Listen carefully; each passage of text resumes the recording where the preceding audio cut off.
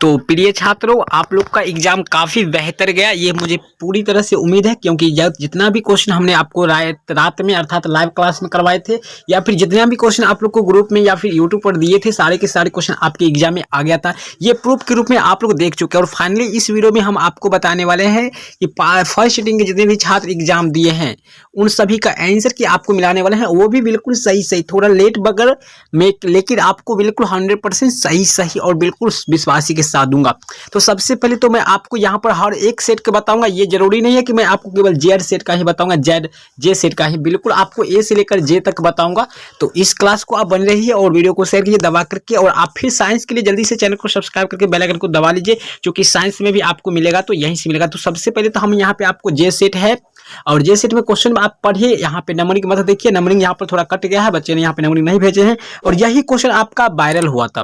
तो निम्नलिखित में कौन केंद्रीय प्रवृत्ति का मापक नहीं है? तो जैसे कि यहाँ पर आंसर लगा हुआ है, ये बिल्कुल तरह से करेक्ट आंसर लगा हुआ है।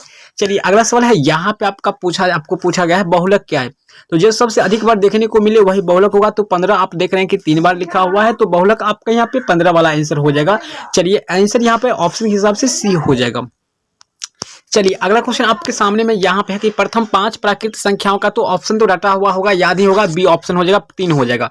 चलिए प्रक्षेपण इतना का माध्यक क्या होगा? माध्यक के लिए आपको सबसे पहले यहाँ पे देखिए बच्चे ने लिख चुका है, बिल्कुल सही है। तो आपको इधर से 2 निकाल लीजिए, इधर से 2 निकालिए, बीच वाला 2, क्योंकि ये सम संख्या है। 12 8 20, 20 का आधा 10 होता है, तो आपका आंसर बी हो जाएगा। चलिए अगला सवाल है आपका यहाँ पे, माध्यक 3 गुना और माध्यक 2 गुना का अंतर को हम लोग क्या कहते हैं? इसके 2 गुना अंतर को हम लोग बहुलक कहते हैं, मोड कहते हैं जी।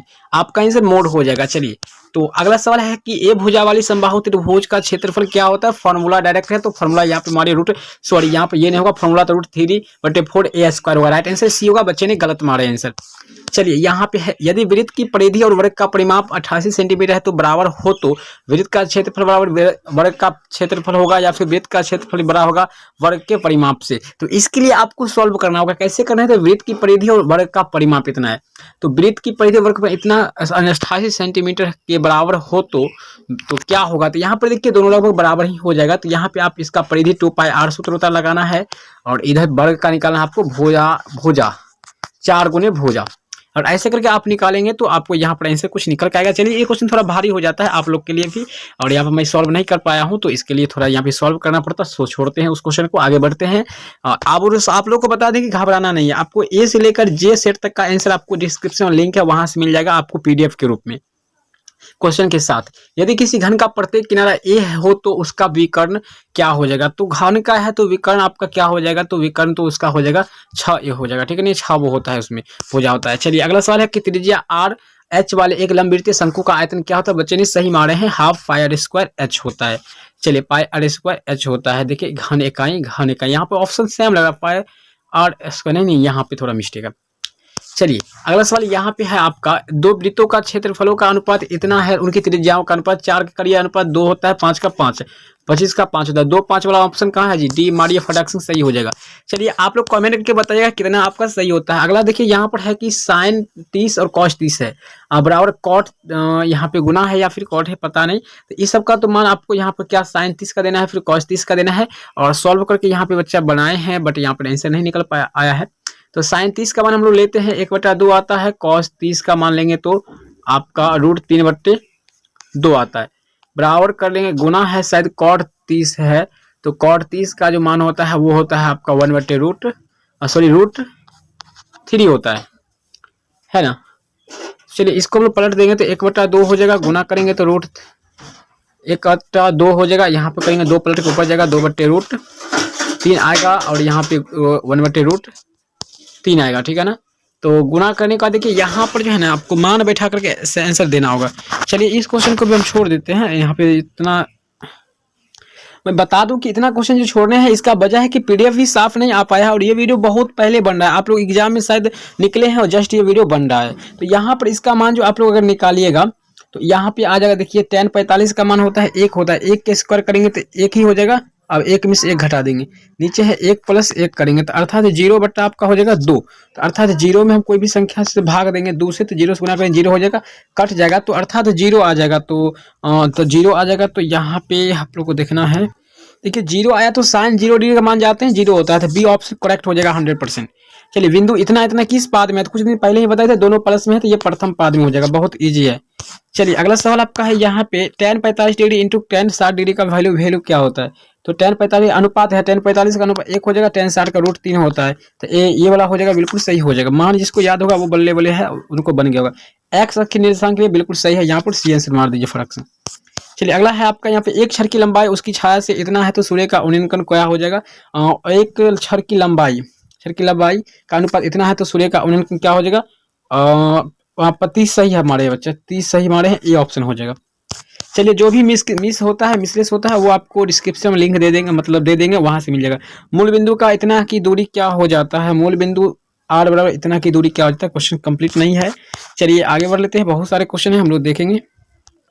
तो आपके सामने 20 नंबर क्वेश्चन, मूल बिंदु का निर्देशांक होता है 0 0 होता है। चलिए एक दिख रहा था साफ, निम्नलिखित में से कौन सबसे छोटी प्राकृतिक संख्या है। तो प्राकृतिक संख्या जो होता है आपका 1 से शुरू होता है, तो सबसे छोटी प्राकृतिक संख्या आपका सी आंसर हो जाएगा 1। चलिए अगला सवाल आपका यहाँ पे है, मूल बिंदु के निर्देशांक क्या होता है, वही क्वेश्चन फिर से आ गया जी।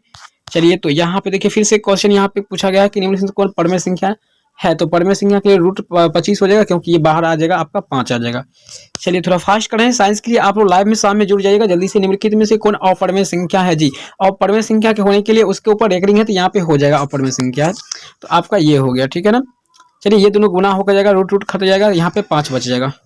इसका तो 3 हो जाएगा, इसका तो 27 है ना, 9 तिया 27 कट जाएगा, 9 तिया 27 कट जाएगा ना, और यहाँ पे बच गया 1/3 बच जाएगा। तो यहाँ पे थोड़ा सा डाउट है, हाँ नहीं ये आपका सी हो जाएगा, ठीक, क्योंकि यहाँ पे 27 या वैसे दिख भी नहीं रहा है 27 है या फिर क्या है, बट सी हो जाएगा। चलिए तो यहाँ पर पी की 2 अभाज्य संख्या है, तो उनका मौसम क्या हो जाएगा। तो 2 पी की 2 अभाज्य संख्या का मौसम जानते हैं आप लोग कि 2 होता है। चलिए अगला सवाल है यहाँ पे 0.12 पर रैकरिंग है, जैसे 2 संख्या पर रैकरिंग है तो 2 9 लिख देंगे नीचे में, तो राइट आंसर आपका सी हो जाएगा।